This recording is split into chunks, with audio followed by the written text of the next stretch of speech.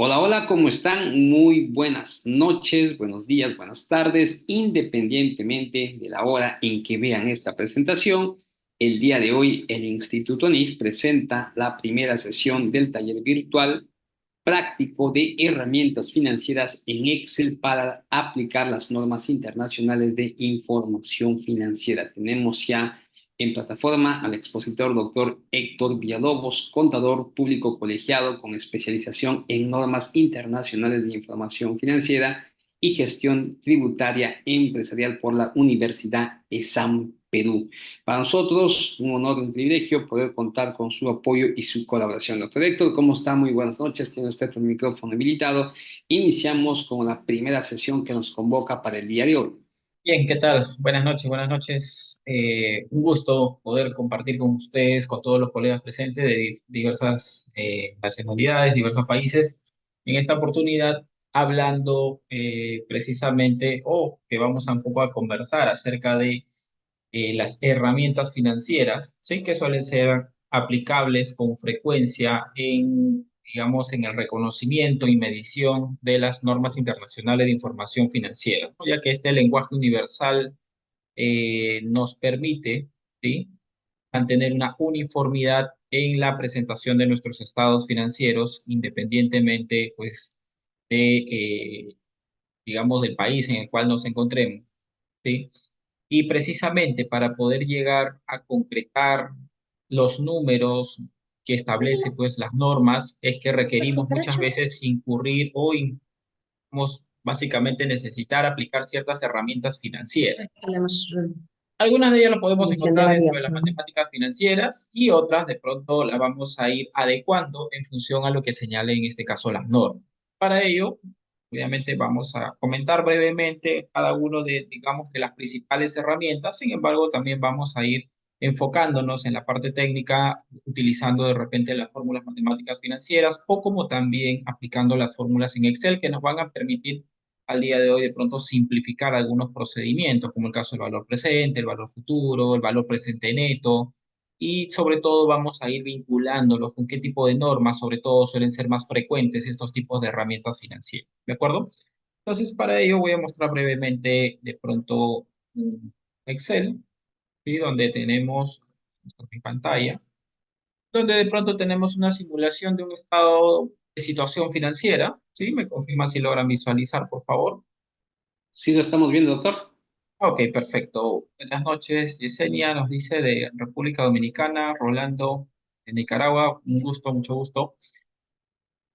Y bueno, entonces vamos a tomar en cuenta, en primer lugar, conociendo un poco o replicando acerca de las partidas contables y sobre ello de pronto qué normas están vinculadas y para establecer el procedimiento, el lineamiento de alguna norma específica, es que de pronto vamos a necesitar de alguna de las herramientas financieras para optimizar el tiempo de pronto, porque el objetivo es entrar un poco más a la práctica, ¿sí? De pronto la partida del estado financiero, usualmente, al menos acá en Perú, en la estructura que tenemos, partimos pues de efectivo equivalente de efectivo, que vendría a ser, digamos, las partidas más líquidas hacia las menos líquidas, ¿no? Donde tenemos tanto la parte corriente, la parte no corriente, en lo que se refiere a activo, lo mismo para pasivo y patrimonio. Entonces, de pronto cuando hablamos de efectivo equivalente de efectivo, cuentas por cobrar comerciales o lo que están vinculadas con la operatividad del negocio, otras cuentas por cobrar, de repente partes vinculadas o relacionadas, como denominamos, pero utilizan el término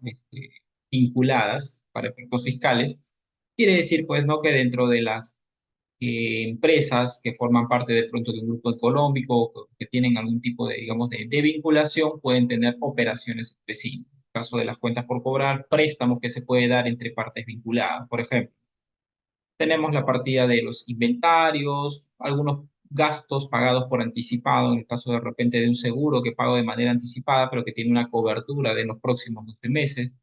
Podemos hablar de activos no corrientes mantenidos para la venta. Si de pronto vamos enumerando esto, a qué normas, bajo el esquema de aplicación de NIF plenas, por ejemplo, estamos hablando del efectivo equivalente de efectivo, que esto califica pues como un instrumento financiero dentro del alcance de la NIF número 9. Particularmente las cuentas por cobrar comerciales, cuentas por cobrar relacionadas, también están catalogadas como instrumentos financieros. Recordemos que la NIF número 9, que reemplazó a la NIF 39, ¿sí? Establece en este caso el lineamiento para el reconocimiento y medición de los instrumentos financieros. Instrumentos financieros tenemos tanto activos financieros como pasivos financieros. Y dentro de estos activos financieros, pues pueden estar medidos ya sea a costo amortizado, pueden estar medidos a valor razonable con efectos en resultado, valor razonable con efectos en patrimonio. Entonces, partiendo de la premisa de lo más recurrente, por ejemplo, en el caso de activos financieros que están medidos a costo amortizado, ya desde que utilizamos el término costo amortizado, ¿sí? Necesitamos posiblemente determinar un interés, porque el costo amortizado es precisamente el valor nominal, ¿sí? Más, en este caso, algún interés, menos alguna amortización, menos el deterioro. Incluso la NIF número 9 trae, pues, esta aplicación en comparación con la NIC 39 del concepto de pérdidas crediticias esperadas, ¿no? Donde ya desde el momento en el cual yo otorgo un crédito, ya tengo un riesgo, por tanto tengo que cuantificar ese riesgo. Entonces ahí ya estamos hablando de un término, ¿sí? Bastante interesante denominado, en este caso, tasas de interés, que lo vamos a ir anotando por acá. Para ello resulta pues conocer, ¿sí? Las tasas de interés. Vamos a hablar de tasa de interés simple o tasa de interés compuesta. ¿Cuál es la diferencia entre ambos? Hemos utilizado también otro término acá que se denomina costo amortizado. Costo amortizado que no es más que de pronto cuando se estructura un cronograma de pagos, ¿sí? Se establece la distribución, en este caso del costo financiero, bajo un método denominado tasa efectiva, el método de tasa efectiva en el cual, bueno, voy a distribuir el costo financiero, gasto financiero, pero en función a esta metodología que es distinto a distribuir los gastos financieros pues de manera lineal. ¿Por qué? Porque van a ir enfocándose al importe o al saldo que me va quedando, en este caso de un financiamiento. Quiere decir, si tengo un préstamo de una entidad financiera o un préstamo entre una parte vinculada donde tengo amortizaciones, entonces cuando tengo mayor capital, definitivamente tengo o estoy generando una mayor tasa de interés, un mayor importe de interés, independientemente que la tasa sea pues frecuente, ¿no? O sea la misma. Por me voy pagando, voy cancelando, me va quedando un menor saldo. Entonces es muy lógico que el interés pues sea menor. Entonces este método de tasa efectiva, bueno, estructurado en un cronograma, ¿sí? Nos va a permitir reflejar efectivamente este lineamiento que también lo señala en este caso la NIC número 9. Entonces aquí vamos utilizando dos términos que obviamente vamos a desarrollar el día de hoy. En el caso de los inventarios estamos hablando de la NIC 02, donde obviamente no hay mucha aplicación de alguna herramienta financiera, más que nada es tomar en cuenta tanto el reconocimiento inicial, que es costo, y la medición posterior, que vendría a ser el costo o el valor neto realizable, ¿no? Que básicamente acá es información contable, información operativa, información de ventas para saber cuánto es mi estimado de ventas y en función a eso poder estimar los costos estimados para vender y tener mi BNR, ¿no? Y comparar si es menor y ello genere un deterioro. En lo específico, ahí no podríamos hablar de repente de alguna herramienta financiera, pero ¿cuándo podríamos hablar de una herramienta financiera en esta partida de inventario? Podríamos hablar de alguna herramienta financiera si es que este inventario ha sido adquirido en un plazo superior a un año, por ejemplo. Estamos hablando de créditos, si bien es cierto, pero que de una u otra manera impacta al costo de los inventarios. Y ese mismo lineamiento aplica tanto para inventario como para propiedad, plantilla y equipo, por ejemplo, activos intangibles, propiedades de inversión, donde el momento de la adquisición yo adquiero un producto al contado, ¿sí? Que de pronto su costo es 100, vamos a ponerlo que será 1000, si al contado es 1000 y de pronto resulta que doy un plazo de crédito y el plazo de crédito de pronto supera los 12 meses. ¿Y por qué digo los 12 meses? Luego voy a explicar un poco vinculando, porque no es que la norma mencione directamente, pero cuando hablamos pues un plazo superior a los 12 meses, se está interpretando que hay un componente financiero significativo, componente financiero implícito, pero que este componente financiero ya es significativo, ¿correcto? Entonces, al ser significativo, Y si de pronto lo ideal es que si al contado es 1.000, lo más probable es que al crédito de pronto yo tenga que agregar un importe, ¿no? Podría ser 1.200. Entonces el componente financiero vendría a ser pues la diferencia entre el precio contado y el precio crédito. Creo que ahí cuando hablamos de un interés explícito no hay, digamos, mucho que descifrar porque está representado entre la diferencia de precio crédito y precio contado. Pero muchas veces también hay situaciones en las cuales empresas adquieren y otras que venden por el lado del vendedor al mismo precio. ¿Sí? Otorgan un financiamiento y este financiamiento al contado o en este caso al crédito tiene el mismo valor. Entonces, si nosotros tomamos en cuenta el concepto de valor del dinero en el tiempo, ¿correcto? Y aquí vamos a tomar en cuenta también otra premisa que luego lo vamos a comentar, obviamente, ¿sí? Pero hay un concepto denominado de pronto acá valor del dinero en el tiempo que tendríamos que cuantificar. Al inicio esto era 1.000 al contado, resulta que ahora voy a recibir después de una cantidad de tiempo, meses, puede ser años, el mismo importe. Entonces, lo que la norma en teoría me dice, un momento, acá hay un componente financiero. Si superamos los 12 meses, entonces podríamos estar hablando de un componente financiero significativo, porque imagínense las cuentas por cobrar comerciales. De pronto, al menos de pronto acá en Perú, usualmente estamos hablando de un plazo de crédito 30, 60 días, que es digamos, lo más frecuente. Hay situaciones, obviamente, dependiendo del giro de negocio, ¿no? Hay algunos que son 15 días, otros de repente 60 días, o dependiendo del tipo de cliente, ¿no? Hay clientes que manejan, pues, en este caso, pues un plazo mucho mayor, pero están dentro de la operatividad, dentro del ciclo normal de la operación. Entonces, como que estos calcular dentro del esquema de la aplicación de la cuenta por cobrar pueden resultar, digamos, demasiadas operativas, ¿no? Y no necesariamente el impacto pueda ser significativo. Pero si hablamos de un financiamiento ya por un plazo mayor a los 12 meses, tanto por el lado del vendedor, porque esto es una, digamos, es una situación que también lo menciona la NIF número 15 por el lado del vendedor, si es que tus ventas a largo plazo, en este caso, superan el ejercicio económico y es de ahí donde recogemos también el plazo superior a los 12 meses, se entiende que hay un componente financiero significativo. Claro, si contado es uno y crédito es un importe mayor, ok, la diferencia podría representar el componente financiero. Pero si contado y crédito es el mismo importe, entonces debemos determinar el verdadero valor, o mejor dicho, el valor contable, el valor financiero de estos 1.000 que voy a recibir dentro de una cantidad de meses, una cantidad de años a futuro. Entonces aquí obviamente tengo que traer a valor presente, ¿correcto? Entonces aquí, por ejemplo, vamos a utilizar también un término denominado valor presente que lo voy a incluir a la lista. ¿Correcto? Donde una vez que traigo valor presente, porque si bien es cierto que voy a recibir 1.000 después de 1 o 2 años, al día de hoy yo necesito saber cuánto representa. ¿Qué tiene que ver esto con el inventario que estamos mencionando? Tiene que ver mucho porque si yo soy el comprador, el costo de mis inventarios no tendría que ser 1.000. Vamos a suponer que el valor presente de esto me da 900. Entonces, el costo de mis inventarios tendrían que ser 900. Y esa diferencia definitivamente representa un componente financiero implícito que a lo largo del tiempo representa pues un gasto financiero y al final es lo que se paga. Entonces, de una u otra manera, acá están anexadas por el lado del vendedor, ¿sí? Estamos hablando de la NIF 15, ¿sí? Por el lado del comprador estamos hablando de la NIC número 2, costo de adquisición de inventarios, estamos hablando también por el lado de la adquisición de propiedades, plantilla y equipo, se aplica exactamente el mismo criterio. Obviamente estamos hablando en situaciones donde exista este componente financiero significativo, ¿no? Entonces, aquí hemos agregado un concepto más, valor presente.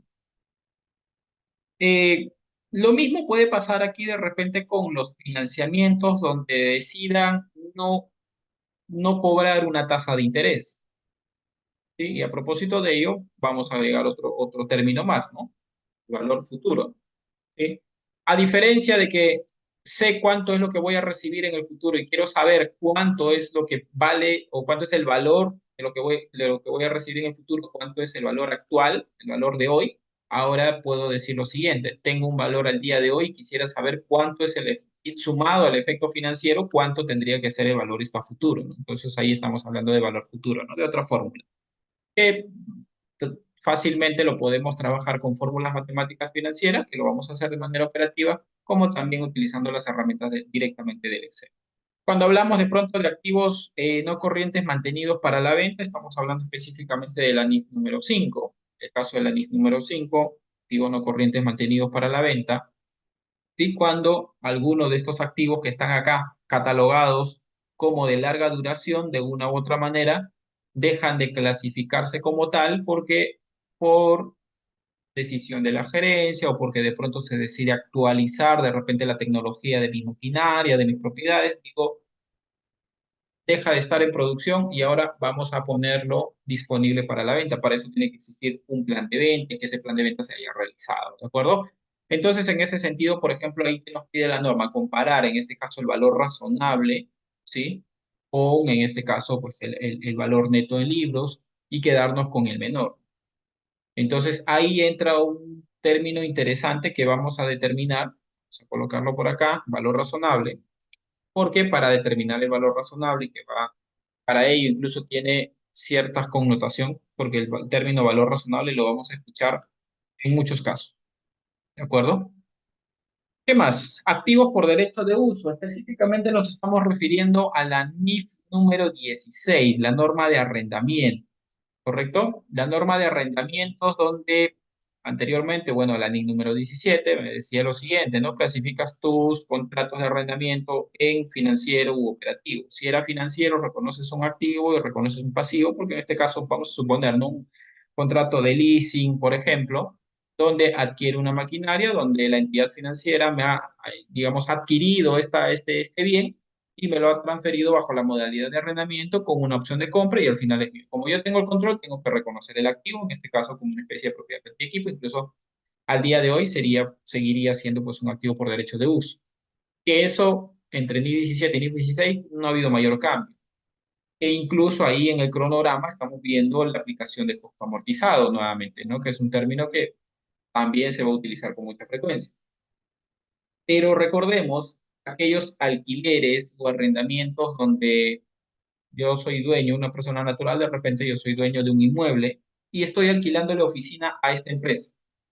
Una oficina donde de pronto el arrendatario, la compañía, paga pues $1.000 mensual, ¿de acuerdo? Y tengo un contrato con esta empresa entre arrendador y arrendatario por un plazo de pronto de 5 años, ¿de acuerdo? Anteriormente, pues se reflejaba directamente al estado de resultados cada vez que me llegaba la cuota, gasto de alquileres, gasto de arrendamiento contra una cuenta por pagar, cancelaba esa cuenta por pagar y se acabó la historia, conforme iba llegando la cuota.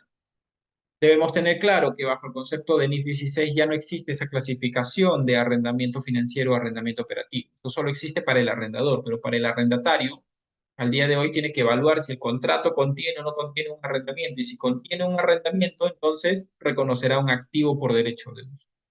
Incluso acá en Perú ese término trajo como consecuencia modificaciones al Plan Contable General Empresarial, ya que no se había contemplado ese término. A partir del 2019 se modificó el Plan Contable General Empresarial, que la versión anterior era la del 2010, y con esta versión actualizada pues se incorporó muchos cambios que habían existido desde el 2010 hasta el 2018 en las normas contables y que esos términos deberían actualizarse a través del catálogo de plan de cuentas. Como también incorporó estos conceptos nuevos y dentro de ellos estaba precisamente la definición de activos por derecho de uso. Entonces, en ese sentido, ¿qué tiene que ver en este caso una herramienta financiera? Pues resulta de que al día de hoy, por ejemplo, en estos casos de lo que calificaban como arrendamiento operativo, no tengo ningún tipo de información para poder proyectar o tener mi cronograma. Cuando tenía de pronto un arrendamiento financiero, la misma entidad financiera me entregaba mi cronograma. Yo iba registrando en función a mi cronograma, iba devengando los intereses o los gastos financieros en función a mi cronograma, o dependiendo pues si calificaba como costo, pero eso ya yo tenía esta base. Pero estos arrendamientos que califican como arrendamiento operativo, ¿qué base tengo? No tengo número, no tengo un cronograma. Lo único que tengo, ¿sí? Es un compromiso a través del contrato de arrendamiento de que por una cantidad de tiempo yo voy a tener que desembolsar una determinada cantidad de unidades monetarias. Había dicho, en este caso, $1000, ¿verdad? Entonces, lo único que tengo al día de hoy para poder estructurar mi cronograma es el compromiso de tener que desembolsar cada mes, ¿sí? Va a depender si son cuotas anticipadas o cuotas vencidas, que ese es un concepto que ya se tendría que evaluar al momento de cuantificar. Pero a ello lo que la norma me dice es lo siguiente: vas a reconocer un activo por derecho de uso y un pasivo por arrendamiento. Yo digo, ok, pero si yo tengo esta información, ¿cómo materializo esta proyección en un activo que deba reflejarse precisamente en mis estados financieros, específicamente en mi estado de situación financiera, bajo el lineamiento, obviamente, de la NIF número 16? Entonces, en teoría, lo que la norma me dice, ok, pero si tienes la información de la proyección de flujo, tienes que establecer el plazo del contrato. El plazo del contrato no necesariamente está vinculado con lo que diga físicamente el contrato, sino veamos un poco la esencia de la transacción, la esencia de la operación. Yo puedo firmar contratos cada 12 meses, sí, pero lo vengo firmando hace 5 años atrás y la proyección es que me quede pues posiblemente entre 5, 6, 8, 10 años más porque he realizado una inversión significativa sobre este espacio y además el arrendador es un personal o una persona vinculada a la empresa o una parte relacionada a la empresa. Entonces, ¿qué probabilidades hay que me retire en el corto plazo? La verdad que no es mucho. Las probabilidades son mínimas. Entonces, en función a eso es que es una inversión para propia planta y equipo. Pero regresando al término de arrendamientos, ¿dónde aplico aquí una herramienta financiera? En que la norma me dice un momento, cuantifícame cuánto es el activo por derecho de uso. Entonces, yo necesito saber cuánto representa. Fácilmente podría sumar cada una de las cuotas y decir, ok, si es cada una de las cuotas, entonces si son 1, 2, 3, 4, 5, 6, 7, 8. 8 podría sumarme 8000. Claro, la práctica podríamos decir, estamos hablando de un cronograma mucho más grande. Ah, ok. En la figura saldría pues todo esto, posiblemente que supere el año. Entonces, en teoría no podría sumar directamente esto. ¿Por qué? Porque precisamente no voy a desembolsar todo de manera inmediata. Esto se puede desembolsar en el mes 1, lo demás en el mes 2, mes 3, mes 4, hasta conforme va venciendo cada una de las cuotas. Entonces, nuevamente, valor del dinero en el tiempo. ¿Cómo podría yo decir que la sumatoria de todo esto representa un activo por derecho de uso? Por tanto, mi activo por derecho de uso vendría a ser la suma de todo aquello. ¿Y dónde está el efecto financiero? No guarda mucho sentido. Entonces, lo que la norma me dice un momento, debo tener que actualizar el valor presente de cada uno de ellos. Claro, lo que desembolsé ahora, si es que fueran cuotas de pronto al inicio del mes, lo estoy desembolsando los 1000 soles que estoy desembolsando ahora. ¿Cuánto vale financieramente? Vale 1000 soles. ¿Sí? Es que son cuotas anticipadas. Y si son cuotas vencidas, de pronto digo, ok, este mes me toca pagar, pero no lo voy a pagar el primero del mes, sino voy a pagar el 30 o 31 del mes. Entonces estamos hablando de cuotas vencidas. Entonces ya tengo un plazo de 30 días que correr desde la primera cuota. Entonces lo que se busca es traer a valor presente cada una de estas cuotas con la intención de que la sumatoria del valor presente de cada uno de ellos es que vamos a utilizar en este caso o a denominar, que esto podría ser de repente, no va a ser 12.000, sino de repente puede ser 9.500, ¿correcto? Y esto es lo que vamos a reflejar como nuestro activo por derecho de uso. Es la sumatoria del valor presente de la cuota 1, la cuota 2, la cuota 3, la cuota 4 y así sucesivamente cada uno de ellos. Obviamente aquí, ¿qué vamos a utilizar? Valor presente de cada una de las cuotas. Sí, pero si yo hago todo esto, imagínate que es un contrato por 10 años. Imagínate que no solo es un contrato, sino que estamos hablando de 10, 15, 20, 30, 40, 50, incluso hasta más. Recuerdo que un cliente al que en algún momento asesoramos tenía, bueno, pertenecía al rubro de tiendas por departamento y tenía locales a nivel nacional, acá en Perú. Tenía aproximadamente 500 tiendas. Entonces, la estrategia de ellos no era comprar el establecimiento para colocar su tienda, sino buscar lugares estratégicos donde sí puedan tener mejor captación de clientes y, bueno, Si ese era según su estudio de mercado la zona, ahí alquilaba. O sea, bajo la modalidad de contrato de arrendamiento era prácticamente el 100% de todos los establecimientos que estaban a nivel nacional.